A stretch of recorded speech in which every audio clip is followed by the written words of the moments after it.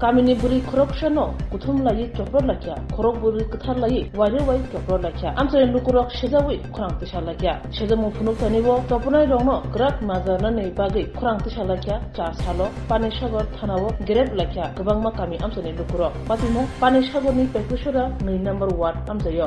সারা বাইরে মাইজু করতে মাইজু করা লাগে মাথা সিস্টেম করা লাগে কে মারছে আপনারে জালালউদ্দিন আর ইসলামউদ্দিন কবের ঘটনা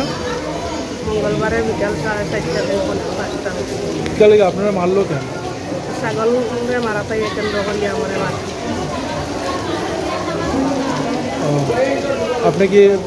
হাসপাতালে ট্রিটমেন্ট করাইছেন আগে মানুষের হসপিটালের সাথে করছি পানিসাগর সিএসএ লাগিয়া করছি থানার মধ্যে কোনো মামলা করছেন ওদের নামে ফৌজে করছি থানায় কোনো মামলা দিয়ে করছেন আমরা ফৌজে আমি সকলকে নমস্কার।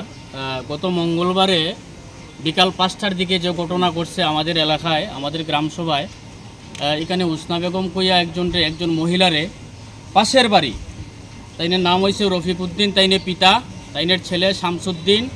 এবং ইসলামউদ্দিন এবং জালালউদ্দিন তারা 4 জন মিলিয়া হাতে আপনার রড নিয়া তারপরে লাঠি ছোটা নিয়া এই মহিলার উপরে তারা যে নির্মমভাবে যে আক্রমণ করছে আমরা গ্রামবাসী এই নির্মম আক্রমণ দেখিয়া আমরা গ্রামবাসী আজকে টুটেল গ্রামবাসী আমরা আজকে থানার দ্বারস্থ হয়েছি এবং আমরা আন্দোলন করতাম। এত নির্মমভাবে আক্রমণ করছে এই মহিলার দেহে এমন একটা অংশ যে আঘাত নাই এমন একটা দেহের মধ্যে মানে আঘাত নাই এমন বলিয়া অংশ নাই একটা অংশ নাই। আচ্ছা তারপরে তাইনের স্বামী তাইনকে বাসানি তাইছে এই সময়ে তাইনের স্বামীরে একজনে ধরছে 3 জন আপনার রোড দিয়া বাড়িয়েছে আপনারা দেখতে পারবা আমাদের ছবি আছে তার কাছে হ্যাঁ ছবি আছে একদম মানে টোটাল শরীরটা আপনার কত বিক্ষত। তারপরে আমাদের টোটাল গ্রামবাসী এটা মীমাংসার লাগিয়া এই দুইটা পরিবারের যে সংঘর্ষ আপনার মীমাংসার লাগিয়া আমরা তাদের বাড়িতে যাই